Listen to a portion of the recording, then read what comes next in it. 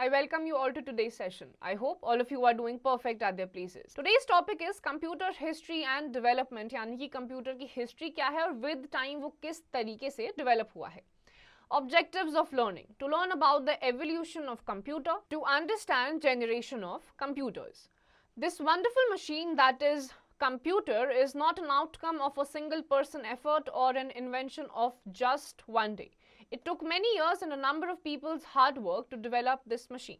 So, let us peep into the past to see how this machine reached its present state of development. तो computer जो कि present day में आप जिस form में देख रहे हैं, जिस शेप में, जिस सॉफ्टवेयर के साथ आप देख रहे हैं, ये ना तो एक दिन की इन्वेंशन का काम है, ना ही एक इंसान का काम है. विद द टाइम ये हिस्ट्री से लेकर अब तक इवॉल्व होता रहा है, बहुत सारे चेंजेस आए हैं. तो लेट्स सी कंप्यूटर में किन किन तरीकों की चेंजेस आए हैं और किस तरीके से वो डेवलप हुआ है. Evolution of computers. एवोल्यूशन का मतलब होता है चेंजेस, किन किन टाइप के चेंजेस कंप्यूटर्स में आए हैं. In early days, when our ancestors used to reside in caves, counting was a problem. When they started using stones to count their animals or in their possession, they never knew that it will lead to a computer of today. People at that time started following a set of procedures to perform calculation with these stones, which later on led to the creation of a digital counting device known as abacus. तो हमारे जो ancestors हैं, पूर्वज हैं, जो कि गुफाओं में, केव्स में रहा करते थे, उनके लिए कैलकुलेट करना बहुत ही बड़ी प्रॉब्लम थी. विद टाइम उन्होंने स्टोन्स को यूज करते हुए कैलकुलेट करना स्टार्ट किया विदाउट इवन नोइंग कि यही कैलकुलेशन आगे जाकर एक अबैकस का फॉर्म ले लेगी, जो कि एक फास्ट कैलकुलेशन टेक्निक होती है. तो केव्स से स्टार्ट हुई, स्टोन्स से कैलकुलेशन की जर्नी स्टार्ट हुई एंड प्रेजेंट डे में अबैकस जो कि जाना जाता है fastest way of calculating something, उसमें कन्वर्ट हो गई. Abacus. The earliest device that qualifies as a digital computer is the abacus. It was developed about 5,000 years ago in China. This device allows the users to represent numbers by the position of beads on a rack. Simply, addition and subtraction can be carried out rapidly and efficiently by positioning the beads on the rack appropriately. तो आपका जो abacus है, it is one of the oldest forms of calculating anything. जो आपका simple addition होता है, subtraction होता है, इसको यूज करा जाता है. एक रैक पे बीड्स होती हैं, उस बीड्स को अप डाउन या फिर उनको शिफ्ट करके अप्रोप्रिएटली एडिशन और सब्ट्रैक्शन बहुत ही क्विकली करा जाता है. अराउंड 5,000 इयर्स अगो पहले इसको चाइना में डेवलप करा गया था. Napier's bones. In 1614, Sir John Napier invented a calculating device called Napier's bones. It was made with a set of rectangular rods. One could perform multiplication and division besides addition and subtraction with this device. फिर आपका Napier's bone आया, जो कि 1614 में Sir John Napier ने calculation के लिए invent करा था. एक बोन से और एक रॉड से इन्होंने स्टार्ट करा था, जिसको Napier's bones कहा जाता है. इसमें आप एडिशन और सब्ट्रैक्शन के अलावा ये दोनों चीजें तो आप कर ही सकते हैं, इसके अलावा आप मल्टीप्लिकेशन और डिवीजन भी कर सकते हैं. तो अबैकस में आप सिर्फ कर सकते थे एडिशन और सब्ट्रैक्शन. फिर आया नेपियर्स जॉन, जिसमें आप बिसाइड्स दीज टू थिंग्स आप मल्टीप्लिकेशन एंड डिवीजन भी परफॉर्म कर सकते हैं. The pascal line. The first calculator was invented by Blaise Pascal in 1642. It was called Pascal line. With the help of this machine, one could perform addition and subtraction only. It was a rectangular box with wheels. फिर आया Pascal line, जो कि Blaise Pascal ने 1642 में invent करा था. ये एक ऐसा बार था, एक ऐसा टूल था, व्हील्स पे था, एक इंस्ट्रूमेंट था जिसपे आप मल्टीप्लिकेशन डिवीजन नहीं कर सकते थे, सिर्फ और सिर्फ एडिशन और सब्ट्रैक्शन कर सकते थे. इसका नाम उन्होंने दिया pascal line. Do you know pascal line was the first gear driven calculator. तो पास्कल लाइन जो कि कैलकुलेटर था जिसमें एडिशन और सब्ट्रैक्शन कर सकते थे, हमने अभी पढ़ा. This was the first of its kind calculator जो कि गेयर ड्रिवन था. Leibniz calculator.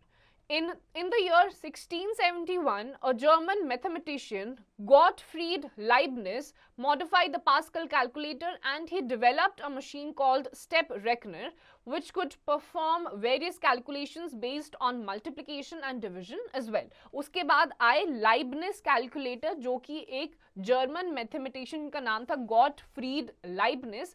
इन्होंने एक इन्वेंशन करी जिसका नाम इन्होंने लाइबनिज कैलकुलेटर दिया. इसमें आप मल्टीप्लिकेशन और डिवीजन भी परफॉर्म कर सकते थे. Jacquard loom. The Jacquard loom was the first machine to use punched cards. William Joseph Jacquard had used replaceable punched cards to control a sequence of operations. This can be taken as the first read-only memory device. It is considered as an important step in the history of computing hardware. फिर आपका jacket loom आया. ये पहली ऐसी device बनी जिसमें आप replace करके किसी भी चीज को कैलकुलेट कर सकते थे. ये वन ऑफ इट्स काइंड हुआ था क्योंकि इसने हिस्ट्री बना दी थी. इसको ही बोला जाता था read only memory device. Do you know William Joseph Jacquard is called the forefather of automatic calculator. तो आपके जो automatic calculators होते हैं जो बहुत ही तेजी से आपकी कैलकुलेशन करते हैं उसके फादर हैं आपके William Joseph Jacquard. Analytical engine. Charles Babbage, an English professor of mathematics in 1833 AD, invented a difference engine to prepare numerical tables using method of difference. Later, he developed the concept of analytical engine, which still performs the base of all computers. However, he could not complete his work during his lifetime. For his fundamental research, he is known as the father of computers. His work was completed by Lady Augusta Ada Lovelace, daughter of Lord Byron, the English poet. She developed the essential ideas of programming and analytical engine. For her contribution, she is known as the first computer programmer. तो Charles Babbage जो कि एक English professor थे उन्होंने सबसे पहले analytical engine का invention किया था. It was a type of calculator. इन्होंने इसमें बहुत सारी इन्वेंशंस करी थी. डिफरेंसेस लेकर आए थे, अलग अलग मेथड्स लेकर आए थे जिसके थ्रू आप अलग अलग टाइप की टेक्निक्स को फॉलो करते हुए कैलकुलेशंस को कैरी फॉरवर्ड कर सकते थे. उसके बाद इसी काम को बाद में कंप्लीट करा था लॉर्ड बायरन की डॉक्टर ने और इनको इसीलिए नाम दिया गया था फर्स्ट कंप्यूटर प्रोग्रामर. तो चार्ल्स बैबेज का जो एनालिटिकल इंजन का पूरा काम था, पूरा का पूरा कारोबार था, उसको फाइनली एंड किया था, खत्म किया था लॉर्ड बायरन की बेटी ने. Tabulating machine. Tabulating machine was the first electronic machine developed by Dr. Hermann Hollerith in 1890s. It was capable of reading data, processing it and giving output. This product. Action. It was capable of reading data, processing it and giving output. This product became so popular that Hollerith started a company which later became IBM International Business Machine. फिर आई tabulating machine जिसमें आप अलग अलग type की calculations कर सकते थे. It was capable of reading. Input लेने के लिए क्या केपेबल था और इनपुट डालते ही प्रोसेस करने के बाद आपको रिजल्ट देने के लिए भी फेमस था. ये इतनी ज़्यादा जल्दी डेवलप हो गया था, इतना ज़्यादा फेमस हो गया था, वर्ल्ड वाइड यूज होने लग गया था कि फर्दर इन्होंने एक कंपनी का निर्माण करा जिसका नाम था IBM international business machine. Mark 1. Howard Aiken was the primary engineer in IBM who developed the first automatic sequence controlled calculator called Mark 1. It was the first fully automatic digital computer. तो इसी IBM International Business Machine में जो पहले engineer थे उनका नाम था Mark 1. उन्होंने सबसे पहला ऑटोमेटिक कैलकुलेटर का इन्वेंशन करा था और उसका उन्होंने नाम दिया था Mark 1. ENIAC. ENIAC, Electronic Numeric Integrator and Calculator, was the first electronic general-purpose computer. It was designed by John Macaulay and J. Presper Eckert in 1946. It was 1,000 times faster than Mark 1. तो ENIAC जिसका full form है electronic numeric integrator and calculator, ये पहली ऐसी machine थी जो कि Mark 1 से 1,000 टाइम्स फास्टर थी और जिसका इन्वेंशन करा था जॉन मैकी एंड जे पेस्पर एकर्ट ने. ये पहले जो Mark 1 IBM के पहले इंजीनियर थे उन्होंने जो ऑटोमेटिक वो कैलकुलेटर बनाया था उससे 1,000 टाइम्स फास्टर थी, क्विकर थी. EDSAC. EDSAC, Electronic Delay Storage Automatic Calculator, was developed by Maurice Wilks in 1949. It was the first storage automatic computer and much faster than ENIAC. उसके बाद आपका EDSAC आ गया, जिसका फुल फॉर्म था electronic delay storage automatic calculator. 1949 में इसको invent करा गया था और ये ENIAC से भी बहुत ज्यादा फास्टर था। तो विद टाइम पहले Mark 1 आया, फिर उसके बाद ENIAC आया और उसके बाद जो EDSAC आया वो उससे भी ज्यादा तेज था। UNIVAC 1. UNIVAC 1 Universal Automatic Computer was developed by John McKinley and J. Presper Eckert in 1951. It was the first electronic computer to handle both text and numeric data. फिर वही जिन्होंने EDSAC को डेवलप करा था, उन्हीं दोनों ने वापस दोबारा से इन्वेंट करा UNIVAC 1। ये एक इस टाइप का कंप्यूटर था जो कि रीडिंग यानी कि वर्ड्स और न्यूमेरिक दोनों ही डेटा का इनपुट लेकर प्रोसेस करके आउटपुट देने के लिए केपेबल था। Do you know the first computer prototype was built by John V. Attensoff and Clifford E. Berry called Attensoff-Berry computer, ABC। तो सबसे पहला जो प्रोटोटाइप का मतलब होता है जो चीज आपको बनानी होती है। फॉर एग्जांपल अगर आपको कंप्यूटर बनाना है तो पहले आपको उसका डमी तैयार करना होता है, तो उसको बोला जाता है प्रोटोटाइप। तो पहला प्रोटोटाइप जो बनाया गया था वो वी एटेंसॉफ और ई बेरी ने बनाया था, जिसका नाम था ABC, Atanasoff Berry computer. Generations of computers. The development of the computer took place in various stages called generations. Let's learn about them. First generation, 1940 to 1956. The technology at this stage was based on vacuum tubes and magnetic drums.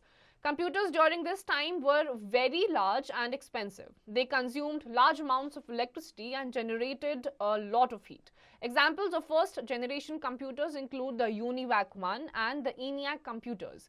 It was the first commercial computer produced in the USA. तो सबसे पहला आपका first generation है 1940 से 1956 तक। इस time पे जो कंप्यूटर्स इन्वेंट करे गए थे वो बहुत ही ज्यादा इलेक्ट्रिसिटी लेते थे और बहुत ज्यादा हीट भी उस जनरेट करते थे। वैक्यूम ट्यूब्स और मैग्नेटिक ड्रम्स के कॉन्सेप्ट पे इनको बनाया जाता था, जिसके आपके एग्जांपल्स है यूनिवैक 1 या फिर ENIAC 1। तो ये आपके यूनाइटेड स्टेट्स ऑफ अमेरिका में सबसे पहले लॉन्च करे गए थे। Second generation, 1956 to 1963. During this stage, vacuum tubes were replaced with transistors. Computers became smaller, faster, and cheaper and used less energy. Computers during this stage were mainly used in the atomic energy industry. Examples of second generation computers include the IBM 1620, IBM 1401 and IBM 7094. फिर आपके second generation जो कि 1956 से 1963 के बीच में है, यहाँ पे जो कंप्यूटर्स थे उन्होंने मैग्नेटिक ट्यूब्स और मैग्नेटिक ड्रम्स को रिप्लेस करके ट्रांजिस्टर्स का यूज होना स्टार्ट हो गया था। ज्यादा फास्टर थे ये और साइज में भी छोटे थे। जो एटॉमिक एनर्जी इंडस्ट्रीज या फैक्ट्रीज होती थी इनको वहां पर सबसे ज्यादा यूज किया जाता था। Third generation, 1964 to 1971. Integrated circuits were developed during this stage. Transistors became smaller and were placed on silicon chips called semiconductors. This increased the speed of computers. Many different programs could run on these computers at the same time. Computers came within the reach of the common man. Examples of third generation computers include the IBM 360 series, ICL 1900 series and VAX 750. उसके बाद आपके third generation computers आए जिनका year था 1964 से 1971 के बीच में। इसमें जो आपके ट्रांजिस्टर्स थे उनको एक सिलिकॉन चिप पे रखा जाता था जो कि एक सेमीकंडक्टर्स की तरह काम करते थे और इनके यूजेस से जो कंप्यूटर की स्पीड थी वो और भी ज्यादा तेज हो गई थी। इस टाइप के जो कंप्यूटर थे, थर्ड जनरेशन के जो कंप्यूटर्स थे वो और भी ज्यादा तेज फंक्शन करते थे, एक ही बार में बहुत सारी एक्टिविटीज साथ साथ परफॉर्म हो जाती थी। Do you know the ARPANET, which was the beginning of the modern internet, was developed during this generation? तो थर्ड जनरेशन के टाइम पे ही जो मॉडर्न इंटरनेट का सिस्टम है वो स्टार्ट हुआ था। Fourth generation, 1971 to present. Microprocessors were developed during this stage. The microprocessor is a silicon chip which contains millions of transistors. It was designed using large scale integration (LSI) and very large scale integration (VLSI) technology. These computers were more powerful and included input, output, controls and a central processing unit (CPU). Examples of fourth generation computers are Intel 4004 and Intel 8080. फिर आपका आता है fourth generation 1987 से लेकर present day का जो आपका computer है वो आपका फोर्थ जनरेशन है.